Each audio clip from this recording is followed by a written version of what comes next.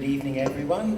Welcome, Year 12 students, welcome parents, welcome staff, friends of Prairie Wood High School. I noticed too there's quite a lot of ex-students here tonight, so it's wonderful to have the broader community of Prairie Wood High School come and celebrate this wonderful occasion with us at this terrific venue at Club Marconi. And I should point out that the club have been very generous in allowing us to use the room tonight free of charge. And so if I could take that opportunity to acknowledge that, and to encourage you to make fine use of the facilities and restaurants and whatnot after this evening's proceedings. So we're gathered to celebrate Year 12's graduation. They've been at school in one shape or another for 13 years, and this evening represents the culmination of that. I want to acknowledge, first of all, parents. Without parents valuing learning, without all the washing, the getting of uniforms, they get out of bed in the morning calls, without their resilience and forbearance to sort of see themselves, their children and their families through good times and bad, we wouldn't be here today. I'd like for you to join with me in acknowledging the hard work that parents put in to having these wonderful young people graduate here today. Thank you.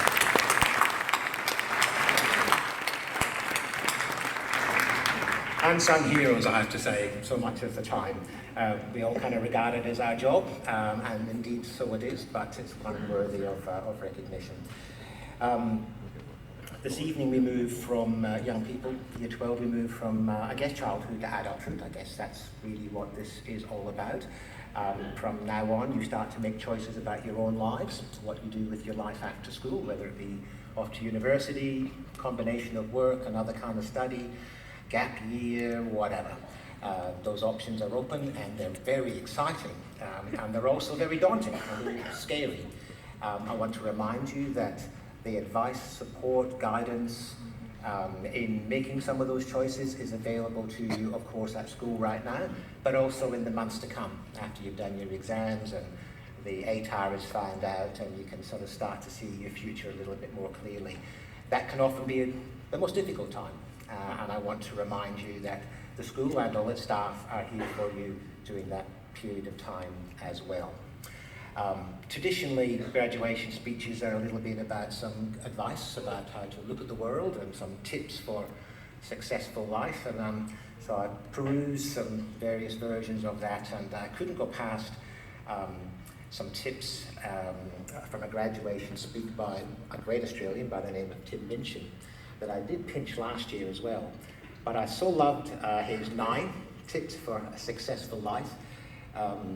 They're perhaps not what's always expected. Tim Minchin, as you may know, is a great Australian comedian, musician.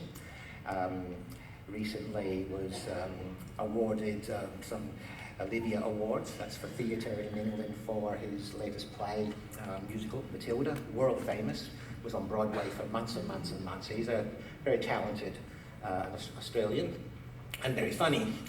And so if I may plagiarise some of his notions about tips for a good life, and whilst you may agree with some and not with others, they provide, if nothing else, some food for thought.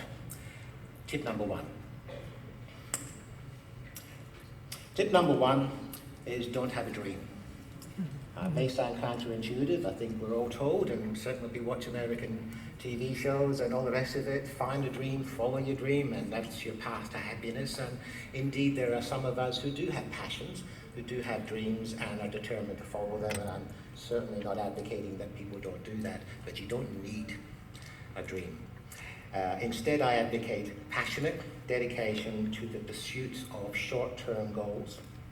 Be micro-ambitious. Put your head down and work with pride on whatever is in front of you. You never know where you might end up. Just be aware that the next worthy pursuit will probably appear in your periphery, which is why you should always be a little careful of long-term dreams or thinking. If you focus too far in front of you, you won't see the shiny thing just out the corner of your eye. So don't feel bad if you don't have a dream. Number 2, don't seek happiness. Happiness is a bit like an illusion. It's a bit like trying to find friends. You know, the harder you try, the sort of less successful you seem to be. and happiness is a little bit like that.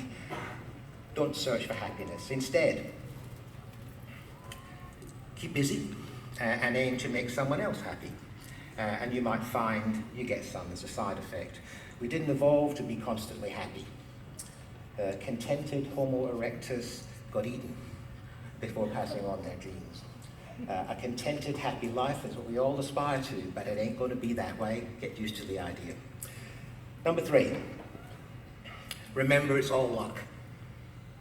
You're incredibly lucky to be here.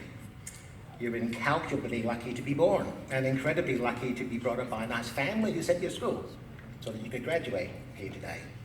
And even if you had to struggle from time to time and dig deep along with your family to overcome some obstacles, you're still incredibly lucky to have had the opportunity to do that.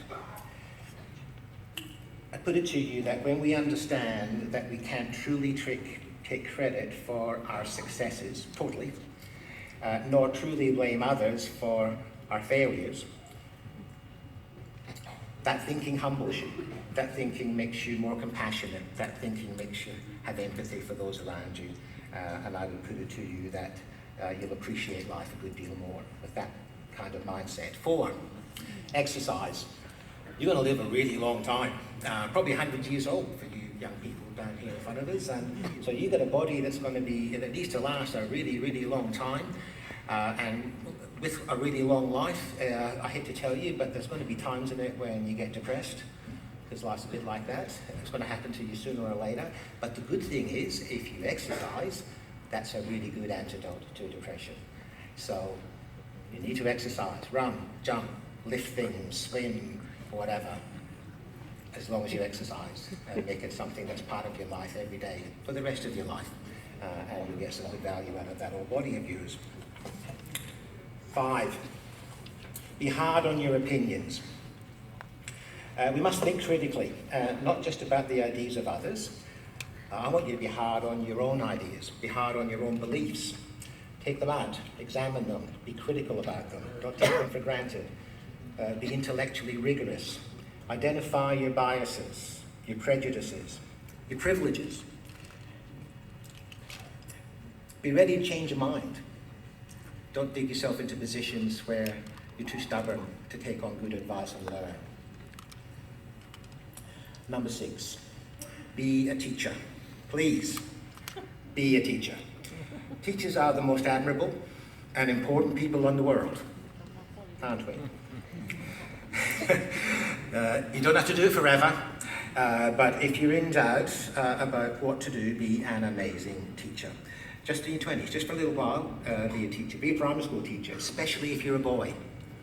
We desperately need male primary school teachers, even if it's only for a bit. And even if you're not a teacher, be a teacher. Share your love of learning, share what you know, be generous with your knowledge and be generous with your compassion. Don't take your education for granted, it's precious. Rejoice in what you learn and share it. Number 7, and we're coming to an end, and I know that you've already forgotten the first 3, but you can see me at the end if you want to be reminded. Number 7, define yourself by what you love. We as human beings tend to define ourselves in opposition to stuff. You know, I don't like, I hate, I'm against. And I would put it to you that you should try to also express your passion for the things that you love and admire. Be demonstrative. Be generous in your praise of those you admire. Thanks and thank you cards, standing ovations. Be pro stuff, not anti stuff. Number 8, respect people with less power than you. Classic example is watching people treat waiters in restaurants. It's a good observational sort of lesson in life. I would put it to you that people that don't treat waiters and whatnot with respect and humility and politeness and all those sorts of things are not the sort of people that you want to have as your acquaintances. Respect those with less power than you. And finally, and this is really important at this time of the year for year 12, don't rush. You don't need to know what you're going to do for the rest of your life right now. In fact, there's a danger in deciding what you're going to do with the rest of your life too early. As if you lock yourself into something, you'll find middle age and a mortgage and a couple of kids comes along and you can't change. So take your time, explore, experiment, use your youth and your agility, your ability to change as an opportunity to not rush. Can I say to Year 12 students that it's been an absolute privilege to serve as your principal in the whole 6 years that you've been at Prairie Wood High School. It's been an absolute thrill. I've loved getting to know you, and I've loved watching you grow from little children in Year 7 all the way to the wonderful young adults that you are today. I wish you every success in the future and want to remind you that we're here for you for as long as you need us. Thank you very much.